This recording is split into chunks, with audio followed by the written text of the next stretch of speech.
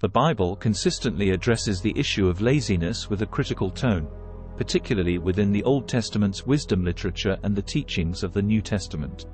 Proverbs, in particular, frequently condemns the sluggard and employs the diligent and as a metaphor for the virtue of hard work. It warns against the poverty and lack that result from idleness, emphasizing that the consequences of laziness extend beyond material deprivation to encompass moral shortcomings. The biblical perspective suggests that a lack of diligence can lead to unfulfilled potential and neglected responsibilities, as exemplified in Jesus' parable of the talents in the New Testament. The importance of employing one's gifts and time wisely is underscored. Paul's epistles, notably 2 Thessalonians chapter 3 verse 10, bluntly assert that those unwilling to work should not eat, affirming a robust work ethic as an expression of faith. The critique of laziness in the Bible is not limited to a specific gender. Rather, there is a pronounced focus on all individuals. However, the biblical archetype of a Christian man is anchored in the virtues of diligence and industriousness. Christian men are portrayed as dynamic and active participants in their faith, families, and communities. The teachings go beyond rebuking laziness. They establish an expectation that a person's faith is intrinsically linked to their work ethic. This connection between belief and labor underscores a broader spiritual principle. Faith is demonstrated through action. The ideal Christian man is consistently engaged in meaningful work, contributing to the welfare of those around him and fulfilling his divine mandate. Contrary to the portrayal of the Proverbs slugger, the biblical model for Christian men is likened to the industrious ant, tirelessly working not only for personal gain but also in service to the greater good. The New Testament strengthens this call to action, portraying Jesus as a figure of ceaseless service and Paul as an apostle who labored with his hands. For a Christian man, being actively involved in the labor of life ensures that faith is lived out in everyday acts of work, charity, and stewardship. This approach marks a life of productivity and purpose, honoring the God who calls all believers to a life of fruitful engagement with the world. The biblical expectation is clear. God has expectations for Christians, and providing for one's family is among them, as outlined in 1 Timothy chapter 5 verse 8. The discussion then delves into a specific interpretation of 1 Timothy chapter 5, emphasizing the responsibility of individuals, especially men, to provide for their relatives. The chapter is viewed as a call to care for those truly in need, with a distinction between enabling laziness and genuine assistance.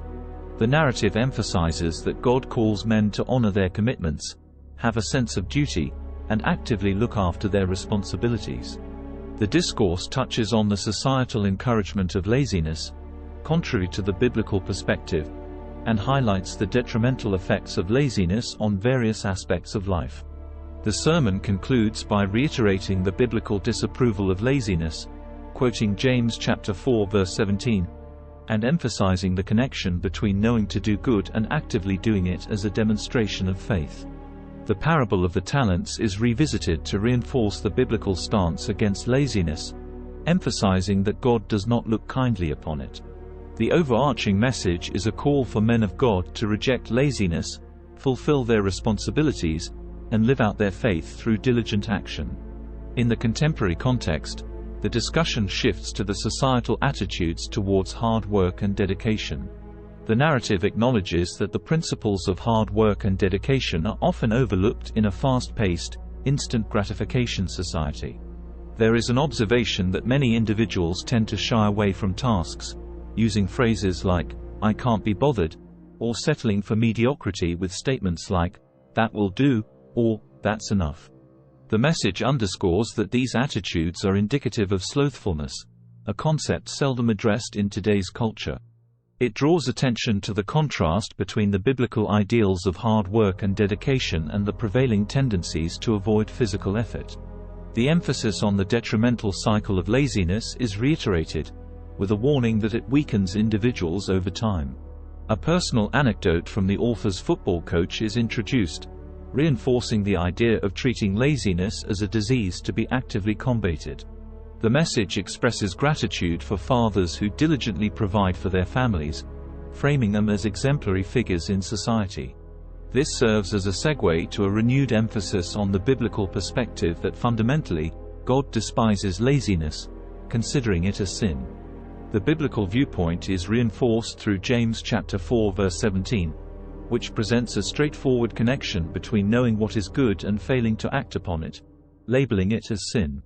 The narrative emphasizes that laziness is a form of wickedness, drawing a parallel between biblical teachings and the parable of the talents. The master's reproach of the lazy servant in Matthew chapter 25 verse 26-27 is cited as evidence of God's disapproval of neglecting one's duties. The message delves into the societal acceptance and even encouragement of laziness, labeling it as contrary to God's will.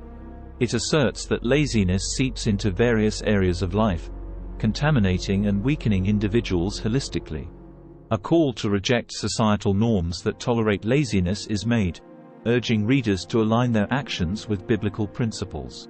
The discussion returns to the notion that God calls men to be diligent in looking after their responsibilities, honoring their commitments, and embracing a sense of duty. The message acknowledges that while rest is a necessity, it shouldn't be misinterpreted as a license for neglecting one's duties.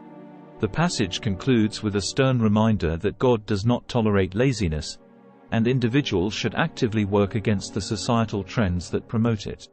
The sermon advocates for a return to the biblical principles of hard work, dedication, and active engagement in fulfilling one's responsibilities.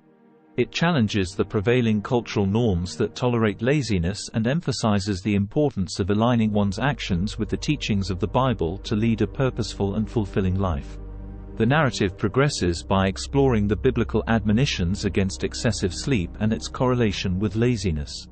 Proverbs chapter 24 verse 33-34 is cited to illustrate the biblical perspective that too much sleep leads to poverty. The video argues that laziness often rationalizes neglect of duty by trivializing the consequences of a little sleep, emphasizing the importance of distinguishing between genuine rest and a slothful avoidance of responsibilities. The author shares a personal insight from their football coach, who likened laziness to a disease. This metaphor is revisited to underscore that laziness, like a disease, can become a pervasive and debilitating force, dragging individuals deeper into a cycle of ineffectuality. The message posits that individuals who proclaim, "that will do," or "that's enough," are, in essence, manifesting signs of a slothful mindset. Returning to the biblical narrative, the passage argues that God created sleep but did not intend for it to be a pretext for negligence. The biblical model, exemplified by Jesus, is one of motivation, activeness, and a commitment to fulfilling one's purpose. Quoting John chapter 9 verse 4 and Luke chapter 2 verse 49, the text reinforces the idea that laziness is the antithesis of being hardworking and dedicated to one's calling.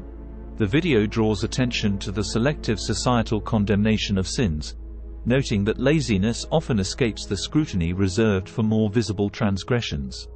It asserts that the contemporary world is quick to judge sins like drunkenness, adultery, and theft, but seldom addresses the issue of slothfulness.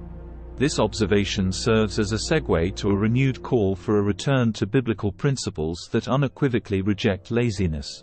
The narrative closes by reiterating the biblical stance on laziness as sin, quoting James chapter 4 verse 17 again to emphasize the moral dimension of neglecting one's responsibilities.